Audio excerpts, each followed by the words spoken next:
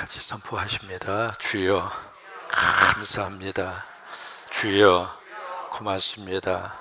주여 사랑합니다. 주여 행복합니다.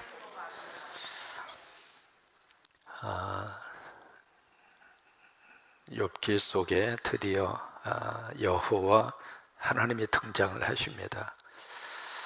그래서 우리 생각에는 그렇게 엄청난 고난을 받고 있는 욥에게 하나님이 나타나셔서 아이고 욥 얼마나 수고했니? 그래 네가 당하는 고통도 힘들었지만 주변 친구들이 와서 하고 있는 말 같지도 않은 그 말 때문에 더 고생했지? 이제 괜찮아, 내가 이제 다 해결을 해줄게. 사실 그렇게 말을 해야 맞잖아요. 여러분 어떻게 생각하세요? 근데 여호와 하나님이 나타나셔서 욥에게 하고 있는 그 말씀은 어떻게 생각하면 좀 생뚱맞다, 전혀 문맥에 맞지 않다. 왜 이런 질문을 하시고 왜 이런 말씀을 하실까? 때로는 이해가 되지 않는 것처럼 보여지는 게 사실입니다. 근데 이제 38장부터 쭉 해서 하나님의 말씀이 기록이 되어져 있는데, 성경에 하나님이 직접 써서 우리에게 주신 것은 딱 하나입니다. 여러분 뭘 것 같아요? 십계명입니다. 십계명은 하나님이 직접 써서 주셨어요. 그 다음에 하나님이 나타나셔서 이제 말씀을 하시는데, 말씀에 여러 가지 형태가 그렇게 나오잖아요. 그래서 여호와께서 가라사대, 하나님께서 말씀하여 이르시되, 이제 그런 부분들은 누군가를 통해서 하나님이 주시는 말씀을 그렇게 기록한 거예요. 직접적으로 하나님이 나타나셔서 말씀을 주신, 가장 길게 말씀을 주신 것은 욥기에 나오는 이 부분에 유일합니다. 이게 38장부터 지금 42장까지 가장 길게 하나님이 말씀을 하시는 거예요. 그러면 여기서 지금 하나님이 말씀하시는 이 내용들이 하나님의 입장에서 보면은 중요하다 그 말이에요. 우리가 생각할 때에는 이게 문맥이 안 맞는 것 같고 욥의 입장과 상황에서는 전혀 어울리지 않는 말처럼 보일 수도 있고 그렇게 생각이 들 수도 있습니다만은, 이 말씀을 하시고 있는 하나님의 뜻이 있다고 하는 거예요. 이 말씀을 통해서 하나님이 주시려고 하는 분명한 우리 삶의 구체적인 메시지가 있다고 하는 거예요. 그래서 이제 38장 1절에 그렇게 이제 하나님이 나타나셔서 말씀을 시작하잖아요. 38장 1절이 굉장히 중요한 구절입니다. 그때 누가, 이게 여호와께서, 이 부분이 사실 욥의 문제를 풀어가는 하나의 큰 열쇠가 됩니다. 여호와께서, 하나님이라고 하는 호칭으로 불리워지는 하나님의 존재가 있고, 여호와께서라고 여호와로 불리워지는 하나님의 존재의 모습이 있습니다.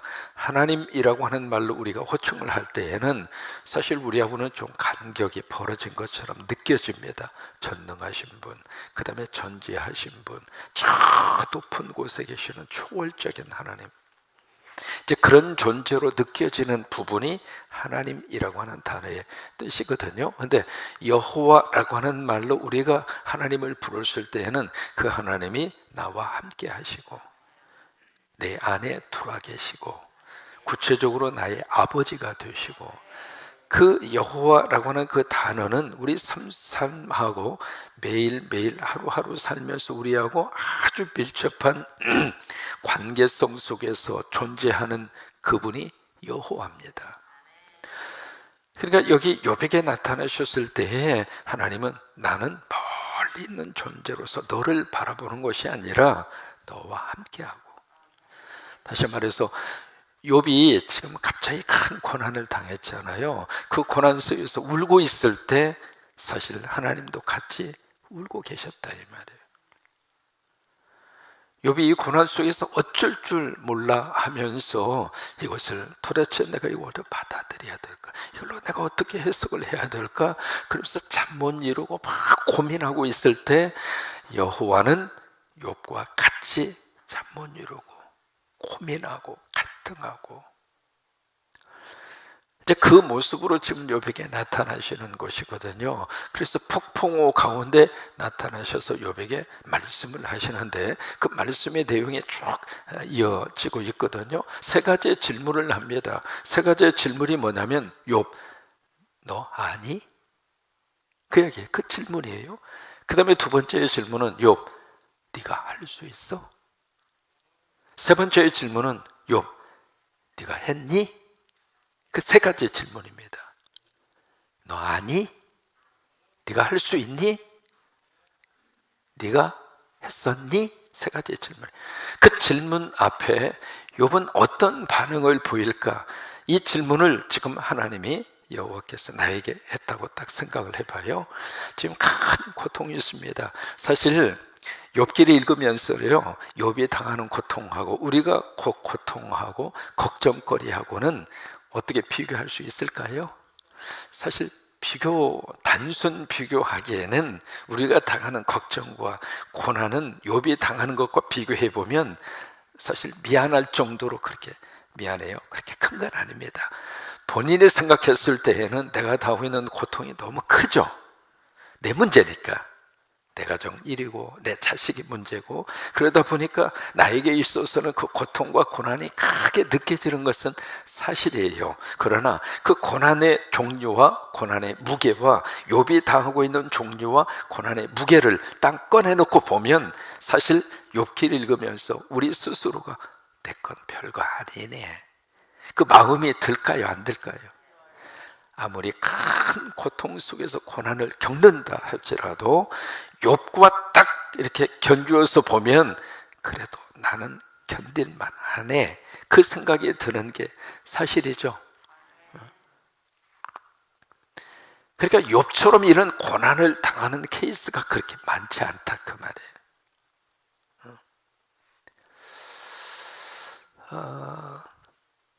오늘 여기 이제 39장으로 가면은 동물 이야기가 나옵니다.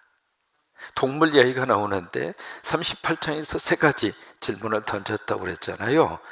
너 알아? 이제 앞에 38장에서 이 지구의 토대가 놓여지고 그리고 이 우주의 이 광활한 엄청난 우주 세계에 대해서 욥, 너 알아? 그 다음에 욥아, 네가 할 수 있겠어? 그리고 너 해봤어? 뭐 그런 질문에 대해서 욥이 지금 묵묵부담이잖아요. 근데 오늘 39장으로 보면 동물 이야기가 나옵니다. 동물이 여덟 마리가 등장합니다. 그 앞에 38장에서 두 종류의 동물이 나왔고 39장에서는 8종류의 동물이 쭉 언급이 되어져 있거든요. 39장에서 보시면 1절에 같이 한번 읽습니다. 산염소가 새끼치는 때를 내가 아느냐. 산염소는 살아있는 염소가 아니라 산에 있는 염소예요. 산에 있는 염소. 그 산에 있는 염소가 언제 새끼를 베고 언제 새끼를 낳는지 아냐 이 말이에요. 거기에 대해서 네가 본 적이 있느냐 그 말이에요. 여러분, 이 산에 있는 염소는 가파른 절벽, 그 다음에 돌멩이가 많은 곳, 그 다음에 그런 황무지, 거기서 이렇게 살아가고 있기 때문에 사람이 접근할 수가 없어요. 사람이 이 산에 있는 이 염소가 어떤 식으로 잉태를 하고 새끼를 낳고 그 새끼를 길러내고 그 새끼가 독립하기까지 어떻게 그 새끼를 돌보는지 볼 수가 없다 이 말이에요. 근데 거기에 대해서 네가 아느냐? 이 질문을 받았을 때 욥의 입장으로서는 뭐라고 대답할 것 같아요? 몰라요. 내가 볼 수도 없었고요, 본 적도 없어요. 이게 3연속뿐만이 아닙니다. 그 다음에 뭐가 등장하느냐면 암사슴이 새끼를 낳는 것을 너 본 적이 있느냐? 여러분, 야생 동물이 새끼 낳는 모습 사람이 흔히 볼 수 있을까요? 지금은 참 과학이 발달하고 BBC라고 하는 영국의 방송에서 특별히 동물 세계에 대한 아주 심층 보도를 해서 심층으로 그걸 취재를 해서 그렇게 해서 이제 보여주는 프로그램이 있습니다만은 그것도 보통 일이 아닙니다. 우리가 TV로 봤을 때에는 멋있다 그렇게 보지만 그 한 장면의 커트를 찍으려고 그 카메라를 메고 얼마나 많은 시간을 투자를 하고 그 다음에 고생을 하고 그리고 최첨단 장비를 동원을 했겠어요. 지금은 어느 정도 이렇게 발달이 되어 있느냐면 저음속 카메라로 하는 것이 발달이 됐습니다. 야간이 되면 사람은 보이는 게 없습니다. 캄캄하면서 빛이 없으면 아무것도 안 보입니다. 근데 최근에 이 카메라가 개발을 했는데 사람의 시각, 이 시력으로 볼 수 없는 것에 100배를 볼 수 있는 카메라가 그렇게 개발이 됐어요. 그래서 그곳을 이렇게 찍으면은 야간에 활동하는 동물들의 모습을 지금까지는 하얗게 나왔잖아요. 근데 지금은 그것을 칼라로 청천연색으로 찍어내는 카메라가 그렇게 개발이 됐습니다. 사람의 지혜가 그렇게 뛰어나요. 근데 어쨌든 사람이 그렇게 본다 할지라도 이 야생 동물들의 생태계의 모든 것을 사람이 다 보고 알 수 있는가? 알 수가 없죠. 이제 그 내용을 쭉 여기서 말씀을 하시고 있습니다. 5절을 보시면 들나귀가 나오잖아요. 들나귀가 그냥 그 푸른 폴밭에서 자유스럽게 막 지금 뛰어노는 것을 네가 알고 있느냐? 누가 그렇게 했느냐? 그 질문이거든요. 그 다음에 9절에 보시면 들소가 나옵니다. 들에 있는 소. 여기 나오는 모든 동물들의 특징이 있어요. 모두가 다 야생성입니다. 사람이 어떻게 길들일 수 없는 그런 동물들이거든요. 그 다음에 13절에 보시면 타조가 나옵니다. 이 타조는 참 재미있는 그런 동물인데 새 중에서는 가장 큰 새잖아요. 새는 새인데 날지를 못해요. 몸집은 얼마나 큽니까? 근데 머리는 얼마만해요? 요만해요. 그래서 타조를 가리켜서 멍청한 것의 대명사입니다. 근데 멍청한 것 중에 하나가 이게 누가 이제 공격을 하면은 타조가 팍 도망을 가는데 이게 시속 90km까지 달려갑니다. 그러니까 얼룩말이라든지 다른 어떤 달릴 수 있는 말과 비교를 해봐도 타조가 훨씬 빨라요. 빠른데 그렇게 해서 막 도망을 가다가 어느 정도 조금 도망가다 싶으면 자기 머리를 모래속에다가 쳐박아요. 그리고 이제는 안전하다 그런 거예요. 이게 타조예요. 어렸을 때 이제 눈이 이렇게 막 쏟아지면 꿩몰이를 좀 해봤거든요. 여기서 막 꿩을 몰고 이 동네에서 막 꿩을 몰고 그리고 꿩이 막 돌아다니다가 이제 갈 데가 없잖아요. 지치고 그래서 막 땅에서 이제 이렇게 도망을 가다가 이만한 덤풀 숲 같은 게 있으면은 갔다가 대가리로 톡 쳐박아요. 쳐박고 이제는 안 보이지롱 그래요. 그러면 뒤에서 살금살금 와가지고 딱 덮쳐서 잡는데 꿩도 암꿩이 있고 수꿩이 있잖아요. 장기가 있잖아요. 암컷은 참 지혜롭습니다. 막 도망을 가다가 꽁무니를 뒤로 획 돌려가지고 꽁무니를 뒤로 싹 들어가서 얼굴을 이렇게 내놔요. 그게 암컷입니다. 근데 수컷은 정신없이 도망가다가 대가리를 갖다 쳐박고 자기가 안 보이니까 아무도 안 보이는 것처럼 그렇게 숨어요. 여자분이 지혜롭습니다. 타조가 그렇다고 하는 게 이 타조가 가지고 있는 그 빠름과 타조가 가지고 있는 어리석음이 이중적으로 그렇게 보이잖아요. 그래서 타조를 딱 등장을 시키면서 이것을 누가 이렇게 했느냐? 여러분 누가 했어요? 하나님이 그렇게 만들어 놓은 거죠. 타조는 타조같이 만들어 놓으시고 그 다음에 산에 살고 있는 염소는 산염소에 맞게 특성에 맞게끔 하나님이 만드셨고 들소는 들소대로 힘이 장사하지만은 그 들소를 사람이 어떻게 길들일 수가 없고 그 모습을 이야기하잖아요. 그 다음에 19절에 보시면 말이 나옵니다. 말. 이 뛰는 말이거든요. 사람 입에서 나오는 말이 아니라 말의 힘, 이것을 마력이라고 합니다. 마력, 말의 힘, 마력. 그래서 여러분 그 자동차가요 200마력이라고 그래요. 우리 여러분 운전하시는 그 자동차가 200마력이거든요. 그러니까 말 200마리가 끄는 힘이 자동차의 힘이에요. 그만큼 힘이 있는 거예요. 그러니까 이 말의 힘을 누가 줬는가? 여기서도 이제 그 질문이잖아요. 말의 힘을 네가 주었니? 욥, 네가 말에게 그 정도 힘을 줬느냐 그 말이에요. 그러면서 쭉 설명을 하시다가 27절에 보시면 독수리가 나옵니다. 독수리를 같이 한번 읽을까요? 27절입니다. 독수리가 공중에 떠서 높은 곳에 보금자리를 만드는 것이 어찌 내 명령을 따름이냐. 네가 독수리 보고 저 절벽에다가 둥지를 만들고 거기다 알을 낳고 있어 새끼를 기르러 네가 그렇게 명령했니? 그 이야기예요. 28절 그것이 낭떠러지에 집을 지으며 뾰족한 바위끝이나 험준한 데 살며 거기서 먹이를 살피나니 그 눈이 멀리 봄이며.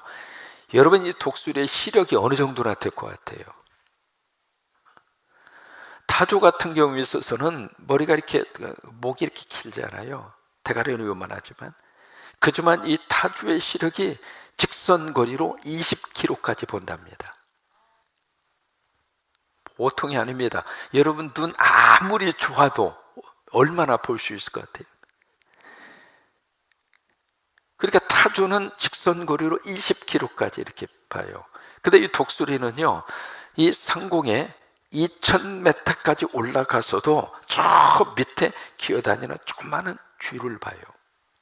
그래서 막 밑으로 꽂혀가지고 그 쥐를 잡아서 먹고 그러잖아요. 그러니까 그 눈이 멀리 봄이며.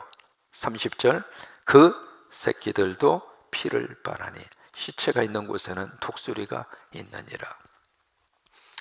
여기 지금 질문이 계속 나옵니다. 이 질문이 71가지입니다.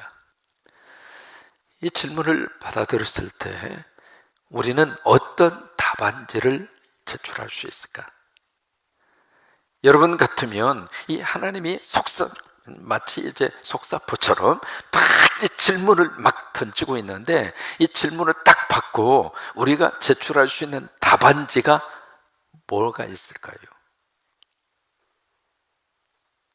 백지 답안지밖에 낼 게 없어요. 하나님 나 몰라요. 하나님 나 알 수도 없었어요. 그 이야기입니다. 자 보실까요? 왜 이 질문을 하나님은 욥에게 던지고 있을까? 지금 욥이 이 고난을 딱 당해서 처음에 친구들하고 이야기합니다. 그러다가 나중에 누구에게로 딱 바꿔주느냐면 하나님에게로 옮겨줍니다.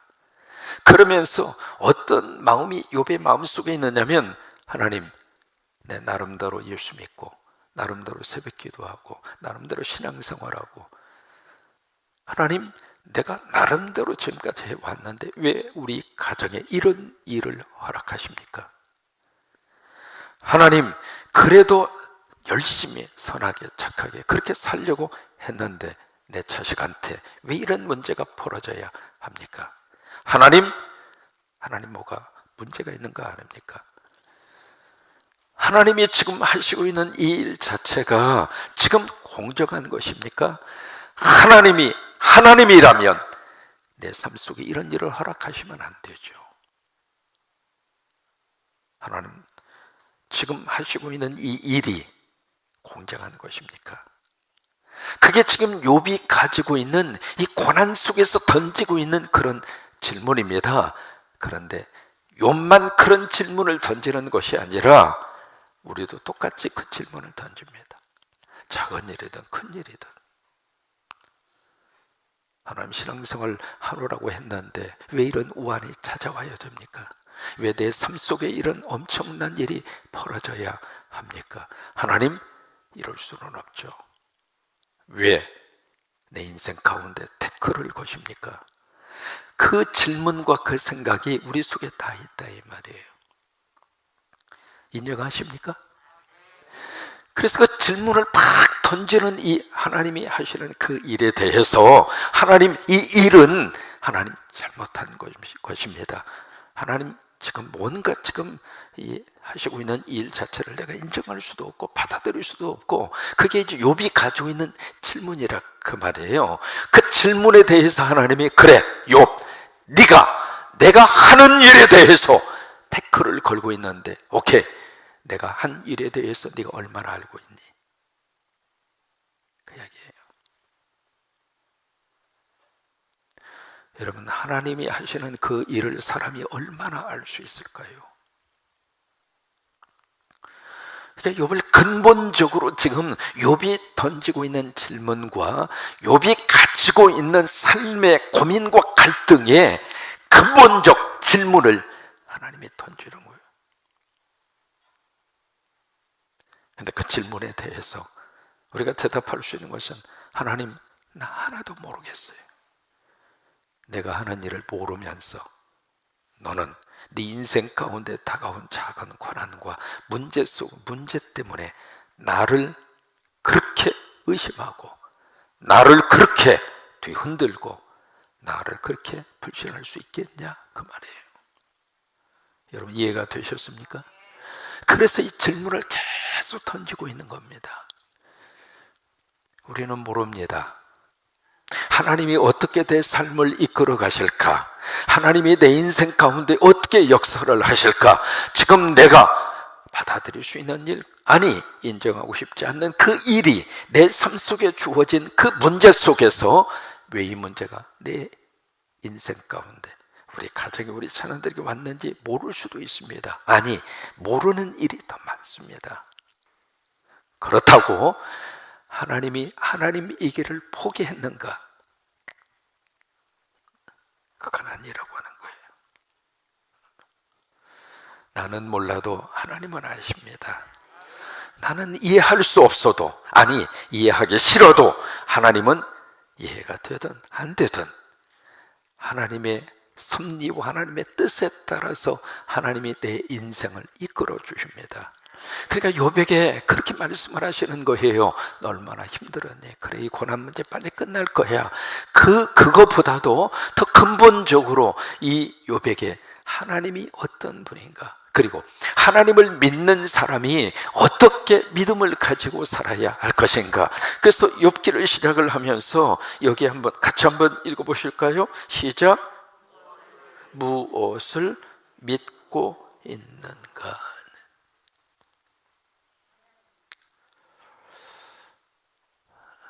내 몸에 좀 질병이 왔다고 그래서 내 인생 자체가 뿌리채 흔들려서는 안 되잖아요. 왜? 병 걸렸다가 하나님 고쳐주시면 다시 나으면 되고, 그 병을 통해서 하나님이 주시고자 하는 은혜가 있다면 그 은혜를 받으면 되고, 지금은 의학 수준이 엄청나게 좋아져서 예측하는 병은 조금 일찍 발견하면 다 치유가 되고, 한국의 지금 의료 시스템과 한국의 의료진의 이 실력과 이것은 세계적입니다. 그런 나라에서 살고 있는 것도 행복하잖아요. 그런 나라에서 혜택을 누리고 사는 것도 복이잖아요. 그래서 조기에 발견을 하고, 지금 암에 대한 완치율이 어느 암 같은 경우는 거의 100%입니다. 어느 분이 이제 병원에 입원하셔서 신방을 갔는데 그분이 그래, 목사님 효자 암 생겼어요, 그러더라고. 그래서 무슨 한국어 무슨 암 종류에도 무슨 효자 암이 있는가? 그래서 무슨 암인데 효자 암이에요? 그랬더니 당신이 이제 보험 등록에 있는데 이 암은 치료가 되고 보험도 타고 암도 치료하고, 그래서 그 암을 효자 암이라고 그런다면서요. 그래서 그럼 효녀 암은 없는가? 그 생각을 잠깐 했는데, 그 정도로 우리는 좋은 나라에서 살고 있는 거예요. 무엇을 믿고 사는가, 이 말이에요. 그래서 이 질문을 계속 던지면서 욥에게 그 고백을 하나님이 받아내고 싶은 거예요. 나중에 하나님의 이 곡사포 같은 이 질문을 받은 이 욥이 하나님 앞에 고백하는 게 딱 하나 있습니다. 하나님, 나 모르겠습니다. 모르지. 그런데 다 아는 것처럼 그렇게 떠들어.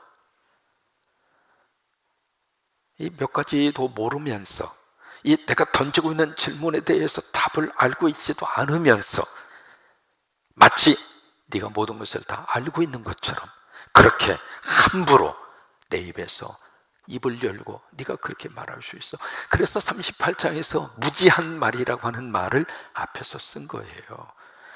아무것도 모르면서 아는 것처럼 네가 그렇게 함부로 떠들어댈 수 있어? 그 얘기예요. 그래, 우리는 알고 사는 것이 아니라 모르고 살아요. 모르고 살지만 우리는 믿음 안에서 하나님 믿고 삽니다. 두 종류의 인생으로 나누어지는 거예요. 모르면서도 맞지 않은 것처럼 그렇게 철모르고 사는 사람이 있고, 우리는 모르지만 하나님 믿고 살아요. 내일 내 인생 가운데 무슨 일이 일어날 줄 우리는 몰라요. 오늘 편하게 살고 오늘 감사하게 살았지만 또다시 우리 자녀손들에게 어떤 일이 어떻게 벌어질지 우리는 모르고 살아요. 그래도 우리는 편하게 살아요. 왜요? 하나님 믿으니까. 그 하나님이 내 자녀와 함께하고, 그 하나님이 내 인생 가운데 나와 함께하고, 어제도 도와주신 것처럼 오늘도 그 하나님 믿고 하나님이 도와주시라고 믿고 사는 거고, 내일 무슨 일이 어떻게 벌어질지 모르지만 그 하나님 믿고 그 하나님에게 우리 자녀를 맡겨드리고 내 삶을 맡겨드리고, 그렇게 우리가 사는 거예요.